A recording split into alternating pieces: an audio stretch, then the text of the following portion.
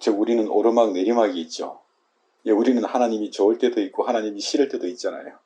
근데 하나님이 신실하시다라고 하는 것은 성경 전체를 통해 흘러가는 하나님의 성격입니다. 그러니까 십자가 예수 안에서 우리를 위하여 당신의 아들을 내어주시기까지 우리를 사랑하신 그 하나님의 사랑은 변하거나 멈출 수 없는 것이다 하는 것이죠. 그러니까 내가 하나님이 보이지 않을 때에도 하나님은 여전히 살아계신다는 겁니다. 내가 아무리 어렵고 힘들더라도 하나님은 늘 한결같이 거룩하게 존재하신다는 것이죠. 우리가 아무리 어렵고 힘들더라도 십자가 예수 안에서 우리에게 말씀하신 그 하나님은 지금도 똑같은 하나님이세요. 내가 아무리 어렵고 하나님이 보이지 않을 때에도 십자가 예수 안에서 나를 사랑하신 그 하나님의 영광을 오늘도 대면할 수 있는 거라는 거예요. 그러니까 내가 어렵고 하나님이 보이지 않으면 그게 전부라고 생각해 버리는 거예요. 근데 그 정말 십자가 예수 안에서 나를 사랑하신 그 하나님의 사랑의 신실하심을 우리가 인정하고 믿음으로 매달린다면 정말 거기에는 놀라운 것이 있어요. 예, 그래서 내 기분으로도 안 되고 내 열심으로도 안 되고 내 지식으로도 안 되고 오직 믿음으로만 됩니다. 이게 예, 일전에 디즈니랜드에서 엄마와 헤어진 새엄마와 헤어진 10살짜리 어린아이 이야기를 해드렸죠. 그 아이의 생각과 판단과 기분은 새엄마가 자기를 버린 거예요. 정말 거기서 새엄마가 돌아오는 것을 포기하고 떠날 수도 있어요. 근데 그 아이가 그 새엄마가 그 자기를 얼마나 사랑했는지를 기억을 하죠.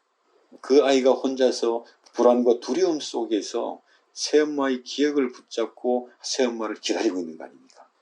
그때 이제 새엄마가 앰뷸런스를 타고 그 아이에게 왔을 때 그 아이가 엄마에게 했던 말, 나는 엄마가 나를 데리러 올 줄 알았어. 엄마는 나를 사랑하는 사람이잖아. 그게 믿음이요, 그게 관계고, 그게 하나님과 우리의 관계예요.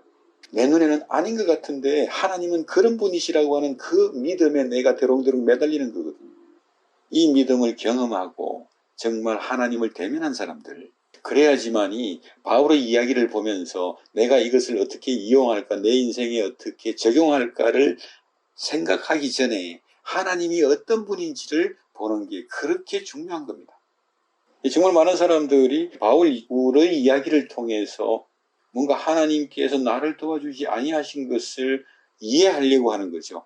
이해하고 납득하려고만 해요. 그런데 그 하나님의 선하심과 그 하나님의 신실하심을 대면하면 그 어떤 것도 우리를 붙잡을 수가 없습니다. 아니, 그래서 말씀드린 거예요. 오늘 죽어도 복되다면 우리 인생 전체가 복되어 버립니다. 내 기분이나 내 이해가 먼저가 아니라 하나님이 어떠한 분인지가 항상 먼저예요. 그래서 우리가 예배를 드리고 그래서 우리가 설교를 하고 설교를 듣는 거 아닙니까? 이 설교를 통해서 하나님의 그 영광을 대면하라고요. 우리가 예배를 드리는 것도 마찬가지죠. 예수 그리스도의 보혈의 은혜를 믿는 그 믿음으로 하나님을 바라보지 아니하면 예배가 안 돼요. 예배는 드리는데 하나님의 지성소 안으로 들어가지를 못하는 거죠. 지성소 바깥에서 드리는 예배는 예배가 아닙니다. 그 하나님의 은혜의 보좌 앞에서 드리는 예배만 예배가 되는 거거든요. 정말 지성소로 들어가는 길은 오직 한 가지. 정말 예배를 듣고 말씀을 들으면서도 오직 한 가지. 내 기분이 아니라 예수께서 나를 위해 죽으셨다는 그 보혈의 은혜에 대롱대롱 매달려서 하나님을 바라보는 것. 그것이 바로 바울이 말한 믿음으로 기도하라 하는 것입니다. 하나님의 선하심과 하나님의 자비하심과 그 하나님의 신실하심에 매달려서 기도하는 겁니다. 내 스스로 만들어내는 믿음이 아니라 정말 그 하나님의 어떠하심에 내가 대롱대롱 매달려서 의지해서 그 하나님의 말씀을 듣고 하나님을 예배하고자 할 때 비로소 지성소로 들어가는 길이 활짝 열리는 거예요. 하나님이 성령을 주셨기 때문에 우리가 괴롭고 어려워지면 당연히 하나님을 바라보게 돼 있어요. 정말 하나님을 구하고 하나님을 찾게 될 때가 있습니다. 그걸 억지로 할 것은 없고요.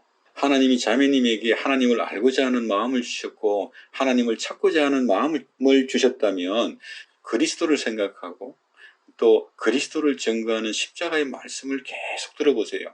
그러면 하나님이 어떤 분인지를 알게 될 뿐만 아니라 이 하나님이 보이기 시작하는 거죠. 우리가 하나님을 만나고 하나님을 아는 길을 우리 스스로 만들어 나갈 수가 없어요.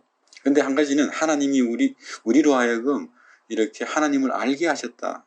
십자가에 못 박힌 예수 안에서 하나님께서 당신을 우리에게 보여주시고 계시하신다는 거죠. 우리 방식대로 하나님을 찾아가는 것이 아니고 하나님이 우리에게 보여주신 것을 인정하는 겁니다. 우리 방식대로 하나님을 찾아가면 종교가 되어버리는 거고요. 정말 예수 안에서 우리에게 계시의 말씀으로 보여주신 것을 듣고 믿으면 새로운 길이 나타나요. 그래서 예수님이 자기 자신을 내가 생명이요 내가 진리요 내가 곧 길이다 그렇게 말씀하시는 거죠. 정말 하나님을 알고자 하는 그 어떤 마음을 주셨다면 하나님께서 당신을 계시하시는 방식, 즉 예수 안에서 우리에게 당신을 보여주시는 거기에 집중하는 거예요. 그걸 못하면 우리 이제 아까 조 목사님하고 둘이서 이제 그런 이야기 했는데 그걸 못하면 내가 이해한 걸 믿으려고 하고 내가 납득한 거를 믿으려고 해요. 근데 그건 우상입니다. 하나님이 아닙니다. 그러니까 바울이 이렇게 납득했으니까 나도 이런 방식으로 그냥 납득할래. 그걸로 안 된다는 겁니다. 나도 예수 안에서 당신을 계시하시는 그 하나님의 영광 앞에서 하나님을 대면해야 돼요. 그 예수 안에서 우리에게 당신을 보여주고 계신다니까요. 지금도 우리 하나님은 오직 예수 안에서 당신의 은혜와 당신의 계획과 모든 것을 계시로 나타내고 계신다. 그 말씀을 듣고 있으면 100년 전, 200년 전 그 시골의 일자무식한 할머니도 지혜를 얻는 겁니다. 세상 사람들이 얻을 수 없는 지혜를 가져버리는 거죠. 내가 왜 사는지를 알고 내 인생이 어디를 향해 걸어가는지를 안다는 겁니다. 그걸 어떻게 합니까? 하나님이 어떤 분인지를 알고 하나님께서 창조하시고 우리를 구원하셔서 무엇을 이루고자 하시는지를 보고 있는 거거든요. 그것 때문에 내가 누군지를 알고 내 인생의 결국을 지금 보고 있는 거잖아요. 마지막으로 한마디만 더 할게요. 내가 어떻게 이해할 것인가, 내가 무엇을 할 것인가 그 이전에 하나님께서 무엇을 말씀하시는지에 관심을 가지는 겁니다. 우리의 신앙과 우리의 복이 거기서 시작되거든요. 하나님은 무엇을 말씀하시고 무엇을 이루고자 하시며 무엇을 하고자 하시는가? 하나님은 어떤 분이시길래 이 일을 이렇게 행하고자 하시는가? 그것이 우리를 복되게 합니다. 누구도 감당할 수 없는 정말 담대한 지혜를 주는 말씀이죠. 지난 2000년 동안 수많은 우리 믿음의 선진들이 바로 그 이야기를 우리에게 전해주고 있는 겁니다. 저도 신앙생활을 하면서 제가 뭔가를 만들어 보려고 열심히 노력할 때가 참 많았습니다. 그런데 하나님이 이 십자가의 말씀 안에서 나에게 복을 주고 계신다는 그건 다 놓쳐버렸거든요. 내가 어떻게 복을 받을 것인가 거기에는 길이 없습니다. 하나님이 오늘도 십자가 예수 안에서 십자가의 말씀으로 십자가의 복음으로 나에게 복을 주신다고 하는 복을 주고 계신다고 하는 그걸 보고 듣고 아멘 하는 거거든요. 하나님은 신실하셔서 오늘도 우리에게 똑같은 사랑과 똑같은 자비와 똑같은 긍휼하심으로 우리에게 은혜를 베푸십니다.